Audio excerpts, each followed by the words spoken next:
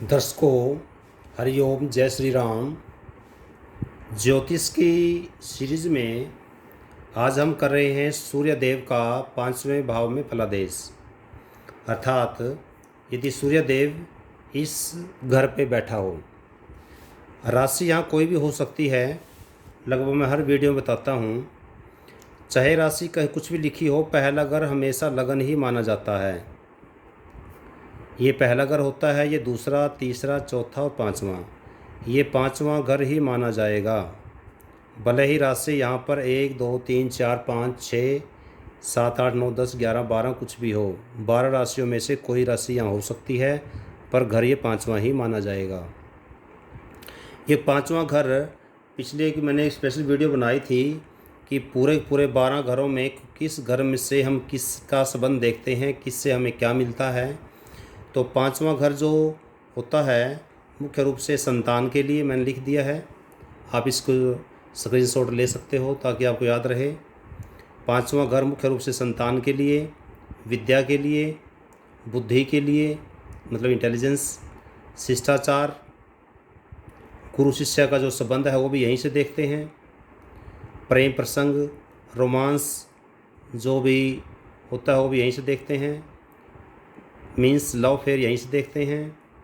और जितनी भी आर्ट की जो चीज़ें हैं वो भी यहीं से देखते हैं।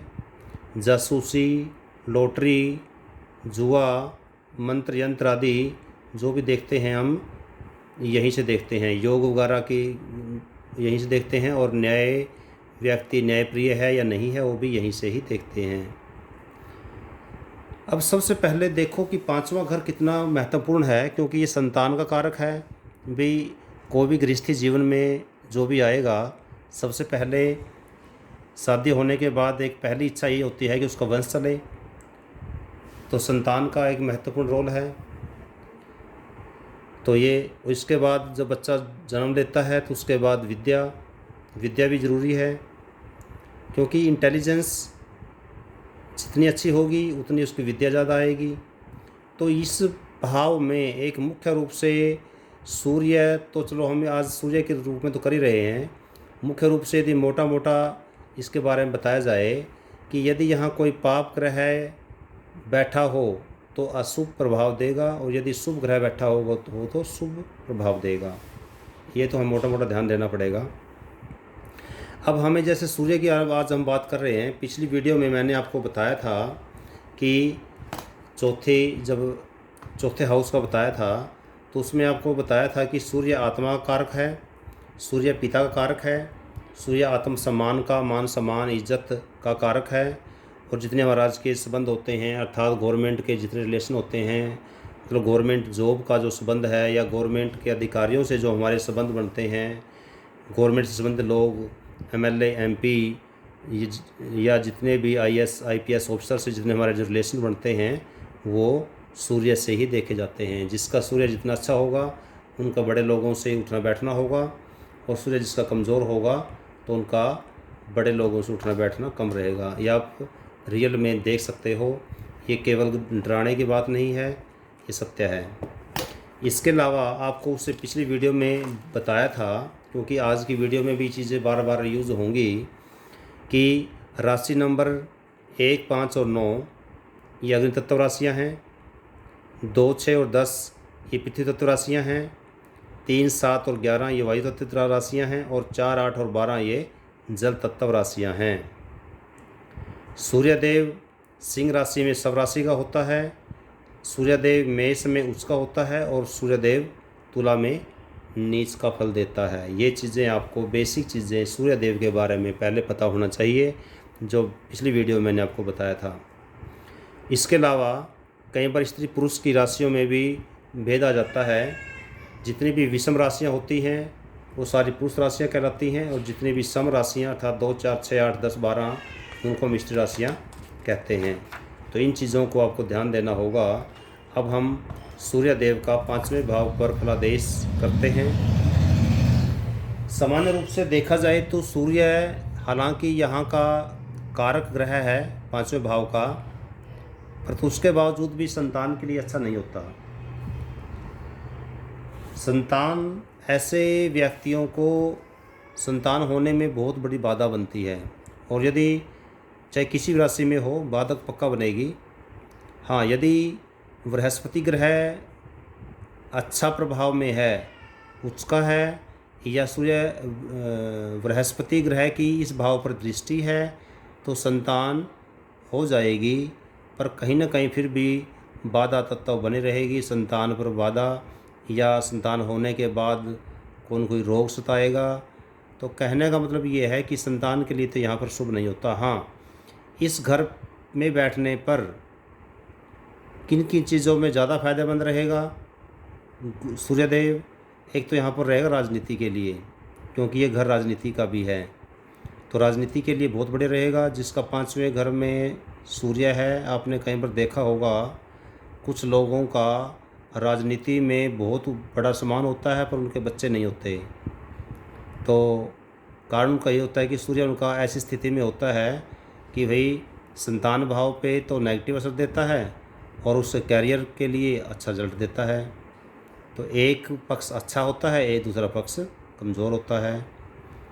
या कई बार ऐसी स्थिति होती है कि जानबूझ के बंदा शादी करवाता ही नहीं, ऐसी परिस्थितियाँ बन जाती हैं। तो कहने का मतलब ये है कि कुछ इस पॉइंट पे कुछ प्लस पॉइंट है और कुछ नेगेटिव पॉइंट है। तो अब हमने इसमें प्रदेश करना है 12 राशियों में, जैसे अग्नि तत्व राशियों में, जल तत्व राशियों में, वायु तत्व राशियों में, सारी राशियों में अलग अलग फलादेश करना है। एक तो जैसे आपको बताया कि 5वें भाव का जो सूर्य है वो संतान के लिए तो फायदेमंद नहीं होता।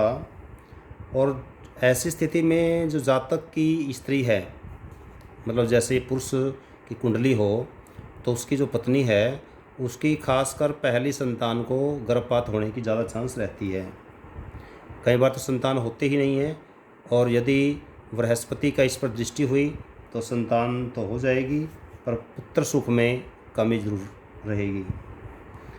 यदि राशि यहाँ सब राशि सूर्यदेव यदि यहाँ सब राशि का हो, सब राशि मतलब 5वीं राशि सूर्यदेव की होती है, तो उस दशा में, क्योंकि 5वीं राशि हालांकि सब राशि है पर अग्नि तत्व राशि है, इस वजह से इस भाव में बैठा हुआ सूर्य जातक को पेट की समस्या देगा। पेट के रोग, जैसे उदर रोग में कौन कौन से हो सकते हैं, जैसे पेट में जलन होगी, पेट में गर्मी होगी, इस टाइप से रोग उसको सताएंगे। और ऐसे जातक को, मतलब सूर्य देव यदि 5वीं राशि में हो, हालांकि सब राशि का है पर फिर भी हृदय की रोग, मतलब जैसे कि हार्ट अटैक वगैरह होने की संभावना भी उनको बनी रहती है। और अब यहाँ से सीधा 7वीं दृष्टि यहाँ जाएगी आय भाव पे, सूर्यदेव की सीधी दृष्टि यहाँ जाएगी। ये हमारा लाभ का भाव होता है, तो 7वीं दृष्टि यहाँ जाएगी। तो ऐसे जातकों की आय कम होगी, व्यय ज़्यादा होगा। जिनका सूर्य यहाँ पर होगा, आय कम व्यय ज़्यादा। कब? जब अग्नि तत्व राशियों पे होगा। ऐसा नहीं है कि हर राशि में ऐसा रिजल्ट होता है। ये ध्यान देना, ज्योतिष के अंदर एक एक पॉइंट का बड़ा रोल है। ज्योतिष के अंदर दृष्टियों का बहुत रोल है। यदि यहाँ पर शुभ ग्रहों की दृष्टि हो तो रिजल्ट अच्छे हो जाएंगे, और अशुभ ग्रहों की दृष्टि हो तो रिजल्ट अशुभ हो जाएंगे। पर मैं दूसरे ग्रहों को एक नगण्य मानते हुए, न्यूट्रल मानते हुए केवल सूर्य के बारे में बता रहा हूँ। जो मैं आपको फलादेश बता रहा हूँ उसमें बढ़ोतरी या कमी हो सकती है दृष्टियों के आधार पे। शुभ ग्रहों की दृष्टि होगी तो अशुभ भी शुभ में बदल जाएगा, और अशुभ ग्रहों की दृष्टि होगी तो यदि शुभ होना होगा वो भी अशुभ हो जाएगा। तो इस प्रकार से हमें जब कुंडली का विश्लेषण करते हैं तो सभी ग्रहों का देखते हैं, केवल एक ग्रह से बात नहीं बनती। फिर भी हमें अलग अलग ग्रहों का अलग अलग विश्लेषण तो करना ही पड़ेगा, क्योंकि हर ग्रहों का फिर विश्लेषण करने के बाद ही उसका टोटल रिजल्ट निकालते हैं। तो यदि अब हम बात करते हैं इसकी सबसे पहले जल तत्व राशियों की। जल तत्व राशियाँ, यदि सूर्यदेव जल तत्व राशियों में हो, जल तत्व में कौन सी राशियाँ हैं? कर्क राशि, वृश्चिक राशि और मीन राशि। इन कर्क में 4, 8 और 12 में हो तो जातक की प्रवृत्ति बुरे कर्मों की तरफ ज़्यादा रहेगी। दूसरों के दुख सुख की परवाह किए बिना ऐसा जातक अपने स्वार्थ की पूर्ति करने में लगा रहेगा। केवल उसको अपने स्वार्थ से मतलब है, किसी और से मतलब नहीं होगा। और धन के मामले में तो ऐसा जातक बड़ा कंजूस होता है और बड़ा स्वार्थी भी होता है। पर एक ख़ास बात रहेगी, कुशल व्यापारी जरूर बन जाएगा, कुशल व्यापारी बन जाएगा, पर संतान की तरफ से यहाँ बाधा रहेगी जल तत्व राशियों में भी। अब हम बात करते हैं अग्नि तत्व राशियों की।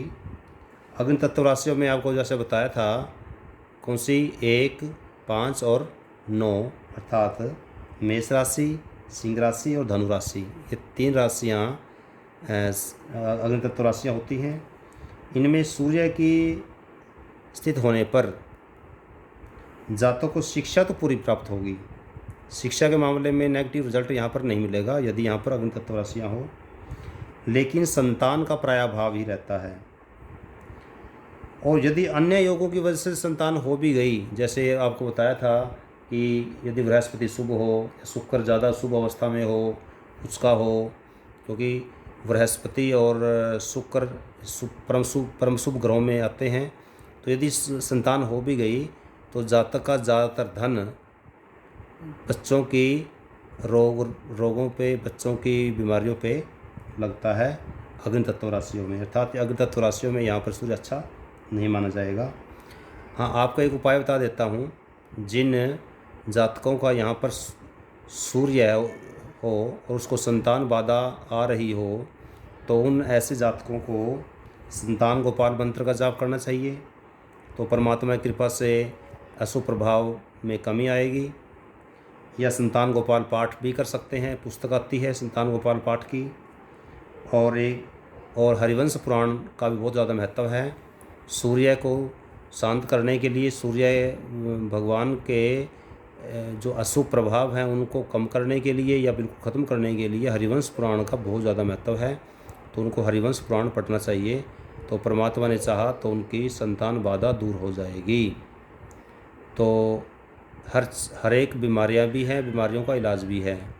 इसलिए तो जिन का यहाँ पर कुंडली में जिनका सूर्य 5वें घर में है और उनको संतान में बाधा आ रही है, तो जो मैंने 3 उपाय बताए हैं इनका पालन करें, खुद करें, ज़्यादा अच्छा है। मैं ये नहीं कहता कि आप किसी पैसे लगा कर किसी और से करवाओ, खुद करो और पूरी श्रद्धा भाव से करो, तो परमात्मा ने चाहे तो आपको फल मिलेगा, अशुभता खत्म हो जाएगी। क्योंकि जब बारिश आती है और यदि हम छतरी ले लेते हैं तो भीगने से बच जाते हैं। ऐसे ही जो उपाय होते हैं, जो पूजा पाठ होती है, अशुभ प्रभाव को कम करने के लिए ही होती है। तो अभी तक हमने किया है जल तत्व राशियों की, अग्नि तत्व राशियों की। अब हम करते हैं वायु तत्व राशियों की।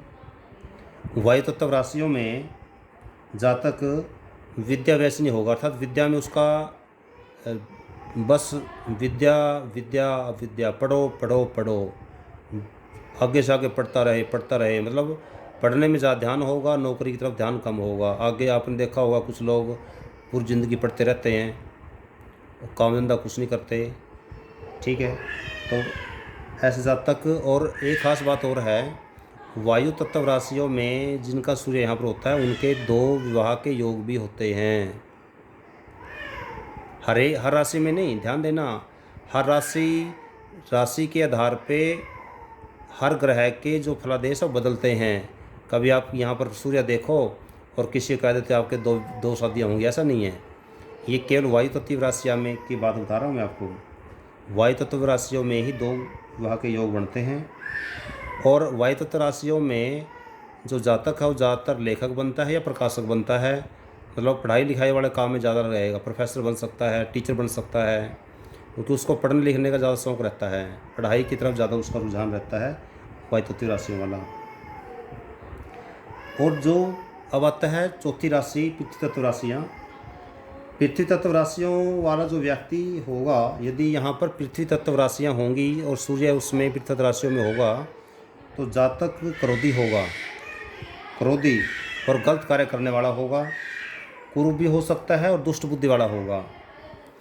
पर यहाँ पर एक निष्कर्ष के तौर पे एक बात देखें, सूर्य चाहे यहाँ पर किसी भी राशि में हो, क्योंकि 4 टाइप की राशि हम कर चुके हैं, संतान में तो बाधक बनेगा ही बनेगा। और यदि संतान होगी तो आगे पुत्र रोगी बना रहेगा, बच्चे रोगी बने रहेंगे। इसलिए बच्चों का प्रभाव न पड़े, इसलिए जो उपाय आपको बताए हैं संतान गोपाल मंत्र द्वारा बता रहा हूँ। संतान गोपाल मंत्र या संतान गोपाल पाठ या हरिवंश पुराण का पाठ खुद करना चाहिए, श्रद्धा भाव से करो। परमात्मा ने चाहा तो आपकी जो अशुभ भाव है वो ठीक हो जाएगा, ठीक है। और आप परमात्मा पर विश्वास रखो, यदि कोई बीमारी होती है तो उसका इलाज भी होता है।